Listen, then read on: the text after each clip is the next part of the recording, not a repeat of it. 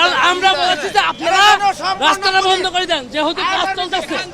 যতক্ষণ দেখেছি পুরো গাড়িগুলো গাড়ি বারবার আমাদের আসতেছে। হলের সামনে দিয়ে বাইপাস করে দেওয়া গাড়ি যেত আসতেছে। একটা সময়ও গাড়িগুলো বাইপাস করে এবার দিয়ে পার করা হলো না কেন? দুইটা রাস্তা আমি হল আছে। থেকে জানতে পারছি এখান থেকে 15 মিনিট আগে দুইটা আগুন রাস্তা ধরেছে। আছে দুই পাশে। তাহলে তারপরেও গাড়িগুলো এত বাইপাস দ্রুত তো গতিতে আমরা আসে কিভাবে? পুলিশরা তো বাইপাস এটা তো বাইপাস আমরা করে হতে আমাদের দেওয়া হলে ব্লক করা হলো না। পুলিশ এখানে কি করতেছে? এখানে পুলিশের কোনো হাই কমান্ড নাই। এখানে এই যে গুটি কতক আপনারা যে পুলিশের সদস্য দেখতে পাচ্ছেন, সবাই হচ্ছে আপনার কনস্টেবল।